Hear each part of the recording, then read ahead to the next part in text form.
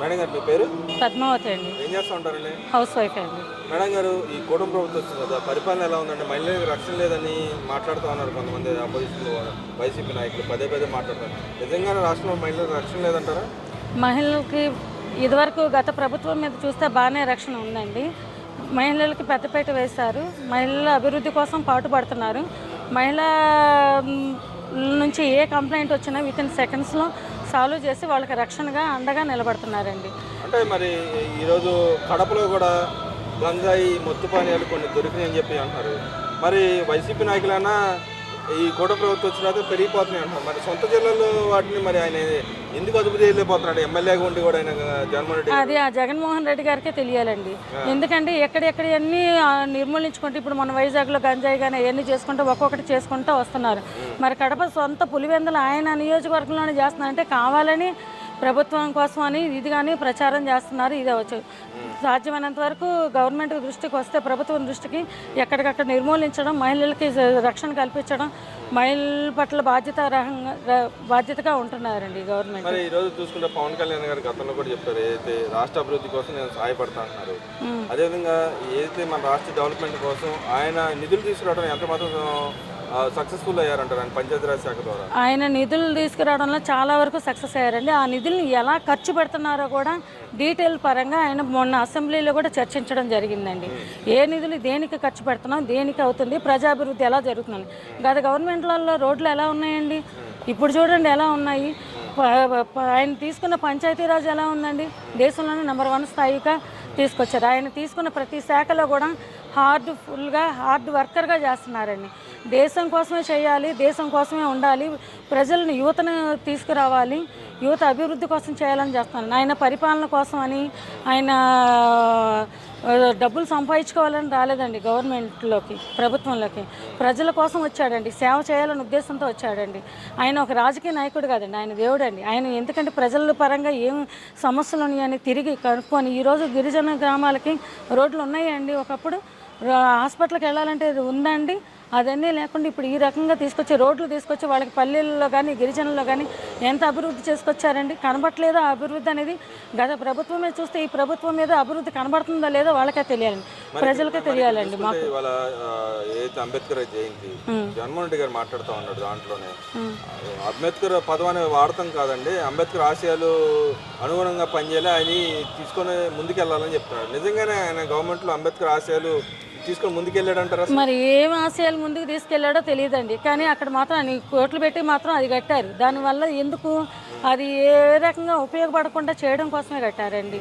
అది అభివృద్ధికి తీసుకెళ్తున్నారో లేదో జనాలకి తెలియాలి, మాకు తెలియాలి, ఆయనకి తెలియాలండి. ఇక్కడ మనం అంబేద్కర్ ఆశయాలంటే రాజ్యాంగపరమైన హక్కులు కొన్ని ఉన్నాయి.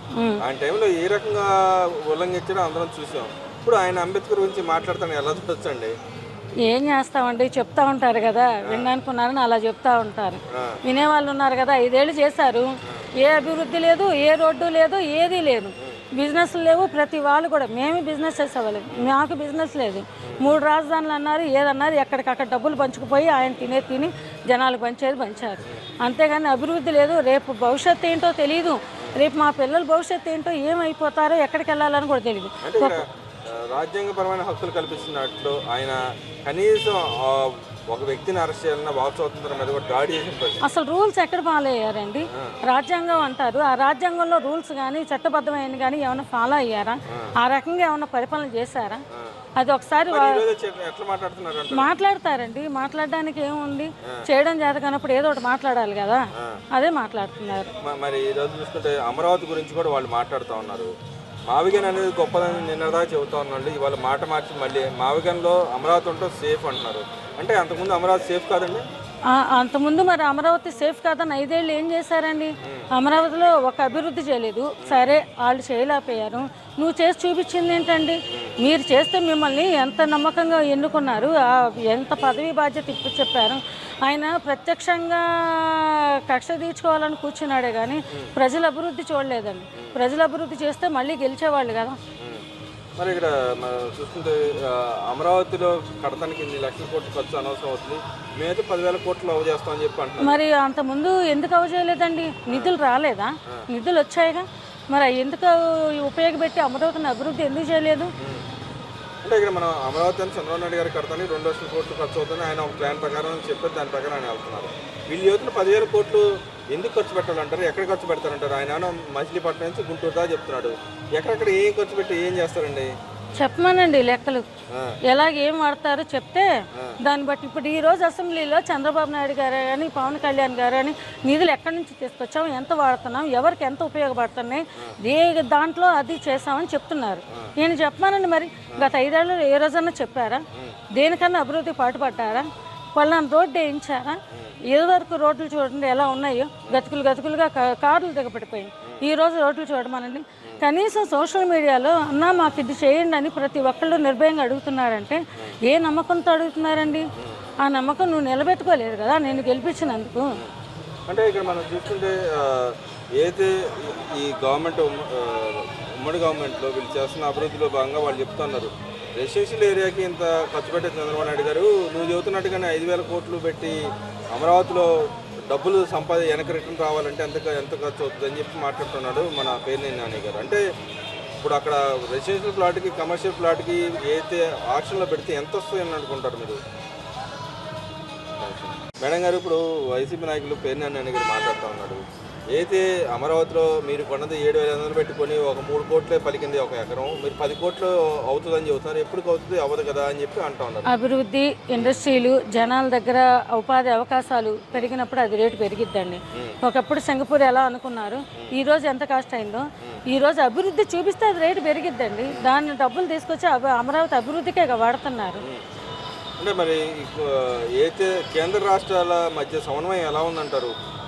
నిధులు తెచ్చుకోవడంలో కానీ వీటిలో కానీ ఎలా ఉందంటారు? ఎన్డీఏ కూటమిలో మోదీ గారు రిసీవ్ చేసుకోవడంలో కానీ వీళ్ళు వెళ్ళడంలో కానీ మన అభివృద్ధి పనుల్లో కానీ మీకు ఎక్కడన్నా ఆటంకాలు కానీ ఏదన్నా కనబడ్డాయండి? మరి సావధానంగా వెళ్ళి ఇప్పుడు నిన్న లోకేష్ గారు వెళ్ళారు, పవన్ కళ్యాణ్ గారు వెళ్ళారు. దేనికైనా సరే కేంద్ర ప్రభుత్వం సహకారంతోనే నిధులు తీసుకొచ్చి ఇక్కడ రాష్ట్ర అభివృద్ధి జరుగుతుందా లేదండి? రాష్ట్ర అభివృద్ధి జరిగిన దాన్ని బట్టి అర్థమవుతుందిగా మనకి వాళ్ళిద్దరి మధ్య సమన్వయం ఎలా ఉందా అనేది. మరి అదేవిధంగా చూసుకుంటే ఇవాళ అయితే మహిళా బిల్లు కూడా పెట్టబోతున్నారు త్వరలో పార్లమెంట్లో, దానివల్ల మహిళలకు రిజర్వేషన్ కూడా పెరుగుతోంది, సీట్లు పెరుగుతోంది. మీరు ఎలా చూస్తారు? నిజంగానే మహిళా బిల్లు వస్తే మీలాంటి వాళ్ళకి ఎలాంటి ఉపయోగం ఉందంటారు? మంచి అవకాశాలు ఉన్నాయండి. ఎందుకంటే మహిళలను ప్రోత్సహిస్తే వాళ్ళు ఇంట్లోనూ బయట ఎలా సమర్థించుకొని ఈ రోజుల్లో ఎలా ఎదుగుతున్నారో, మహిళలు ప్రతిదీ అంత జాగ్రత్తగా చూసుకొని కుటుంబాన్ని పిల్లల్ని ఎలా చూసుకుంటూ వస్తున్నారో సమాజాన్ని కూడా అంతే అభివృద్ధితో చూస్తారండి. ఇంకా ముందంజలో వెనకలు మహిళని వెనకబడకుండా ఉండడానికి, వాళ్ళని అభివృద్ధిలో తీసుకురావడానికి మన ప్రభుత్వం చేస్తున్న కృషి చాలా గొప్పగా ఉందండి. వాళ్ళకి అలాంటి అవకాశాలు ఇవ్వడం వల్ల వాళ్ళ యొక్క శక్తి యుక్తులు కానీ వాళ్ళ తెలివితేటలు కానీ మేధస్సు కానీ దేశానికి బాగా ఉపయోగపడతాయండి. బాధ్యతాపరంగా ఉంటారండి మహిళలు. అమరావతిలో క్వాంటమ్ వ్యాలీ అనేది ఇవాళ ఒక టెస్ట్ పెట్టిన సీఎం గారు ఇనాగరేషన్ చేశారు, దానివల్ల నిజంగానే ఉద్యోగ అవకాశాలు వస్తాయంటారు? వస్తాయండి. ఒకప్పుడు సాఫ్ట్వేర్కి ఎలాగా రావు అనుకున్నారు, కంప్యూటర్ అంటే ఆ టైంలో ఏంటో అనుకున్నారు, కానీ ఈరోజు లక్షల మంది ఉపాధి కలుపుతున్నారు. మనకి ఇక్కడే కాక దేశాల్లో కూడా వీళ్ళు ఉద్యోగాలు చేస్తాను. ఈ క్వాంటమ్ దానివల్ల లక్షల మందికి ఉపాధి అవకాశాలు కానీ ప్రపంచ కంపెనీలన్నీ వచ్చి మన దగ్గర అమరావతిలో ఉండడం కానీ ఫ్యూచర్లో మన అమరావతి అనేది ఈ క్వాంటమ్ శక్తితో దేశంలోనే నెంబర్ 1 స్థాయిగా నిలబడుతుందండి.